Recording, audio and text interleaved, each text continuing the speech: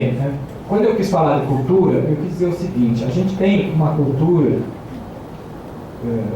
brasileira, apesar desse invólucro oriental, né, que os senhores estão verificando, às vezes eu me acho muito mais português e italiano do que japonês.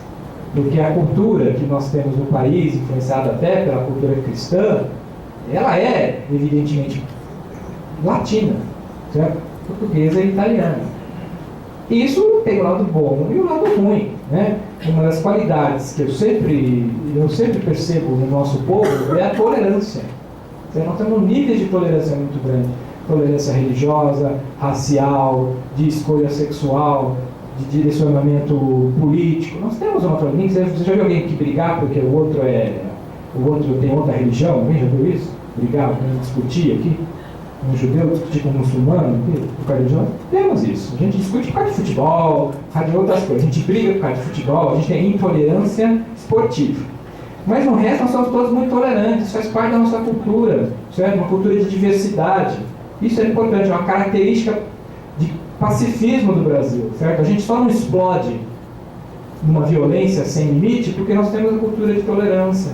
Nós temos uma miscigenação, nós temos uma permeabilidade social.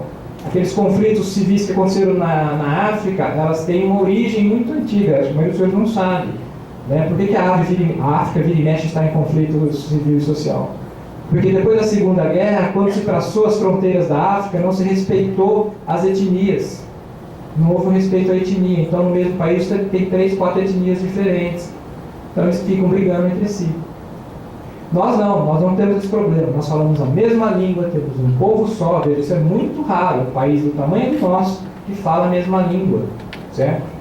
Nós somos entendidos de norte a sul do país. Tirando os Estados Unidos, que também falam uma língua só, eu acredito que nenhum outro país do tamanho do nosso, ou sequer parecido, consegue falar a mesma língua, ter a mesma cultura, os mesmos valores. Isso vem da nossa colonização, da imigração, certo? Vem, por exemplo, da cultura portuguesa. E por que eu estou chamando ponto para a cultura portuguesa? Se os senhores tiverem a oportunidade, os senhores têm que ler aquele livro 1808, que relata a vinda da família real no Brasil. Quando os senhores começam a ler aquilo, os senhores começam a entender um monte de coisa, certo? A corte chegou no Brasil com 30 mil pessoas. No Rio de Janeiro, acho que tinha 100 mil pessoas, 200 mil pessoas. Então, vocês imaginam, chegaram 30 mil nobres de sangue azul no Rio de Janeiro. Imagina em Campinas chegarem 300 mil pessoas, 300 mil nobres chegarem em Campinas. Imagina o impacto que isso gerou para a cultura. E o Rio de Janeiro era o Brasil naquela época. Como é que eles arranjaram casa para todos esses nobres? Essa casa aqui, ó, é do duque tal, aquela casa é do duque. É essa casa. Por quê? Porque eu sou amigo do rei. Olha a cultura do... Você sabe com quem você está falando? Você sabe de quem eu sou amigo? Certo? Então você entende por que é assim no Brasil até hoje. Certo? Porque naquela época o que importava é ser amigo do rei. Mais nada importava. Não importava mérito, não importava justiça, não importava lei. Certo? 1808, senhores. 200 anos atrás. É pouquíssimo em termos culturais. Certo? É pouquíssimo. Nós estamos evoluindo. Nós nunca vamos chegar num padrão de outro país. Um padrão, sei lá, de eficiência alemão, certo? De erudição, de erudição inglesa. Nós não vamos chegar nesse ponto. Mas nós não queremos. Nós temos nossos próprios valores, nossa própria cultura, que tem valor, vamos dizer, absolutamente elevado. A gente quer chegar a padrões razoáveis de civilização, certo? A gente quer sair da barbárie. É isso que nós queremos. Certo? Qualidade de vida, respeito humano, dignidade. É isso que nós queremos. Li um outro livro também que se chama Os Portugueses, um livro muito interessante que não tem edição no Brasil. E eu comecei a ler e falei, nossa, eu não estou lendo Os Portugueses, eu estou lendo Os Brasileiros. É impressionante. É impressionante. E a hora que eu vi a parte que mais me interessa, que era o urbanismo, eu falei, eu vou embora, vou mudar de cargo, eu vou para uma área criminal, porque eu não tenho o que fazer aqui na área de urbanismo. Houve um escândalo qualquer lá em Portugal e uma comissão resolveu aleatoriamente pensar alguns procedimentos urbanistas. Qual foi a conclusão?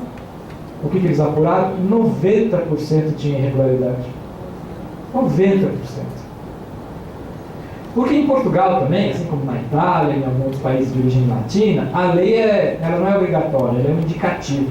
É um certo indicativo. Você não precisa cumprir a lei, né? Está lá, né? E por que tem isso? Porque ninguém é responsabilizado, ninguém é cobrado, ninguém vê. Você está vendo a regularidade do seu amigo, mas do seu amigo não, né? É do seu colega, mas você não fala, você tem medo, você tem espírito de corpo, a gente tem uma tradição de ter medo de denunciar. Entendo isso, entendo perfeitamente. Existe um posicionamento jurisprudencial que refuta a investigação que começa com a delação anônima, com a denúncia anônima. Eu falo assim, isso é um absurdo, rematado absurdo. Se a denúncia é anônima, mas depois iniciou-se uma investigação e viu que o fato é verdadeiro, qual é o problema da denúncia ser anônima? E por que a denúncia é anônima aqui? Porque a gente tem medo de fazer denúncia anônima.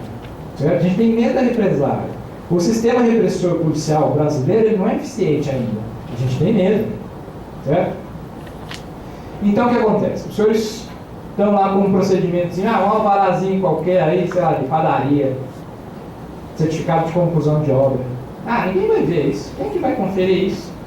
Faça o que eu quiser aqui. Isso acabou, meus senhores. Isso acabou. Certo? Por quê?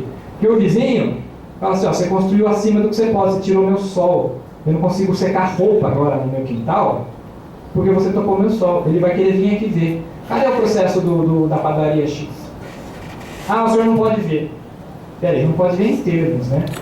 É público ou não é? Tem privacidade ou não tem? São questões que precisam ser melhor definidas e ainda não estão muito claras. Mas eu disse um exemplo até que eu conversei do dia. Se chegar um cidadão e falar assim, eu quero ver a planta da casa do Dr. Gogol aqui na prefeitura, vocês vão deixar ele ver? Depende.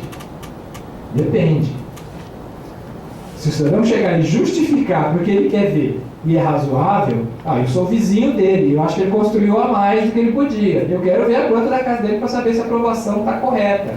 Eu acho que vocês têm que deixar ver.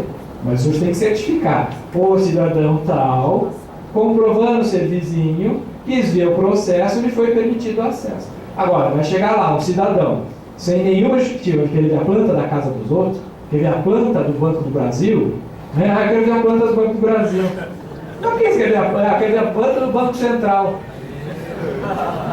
Certo? Então existem situações em que a publicidade é necessária.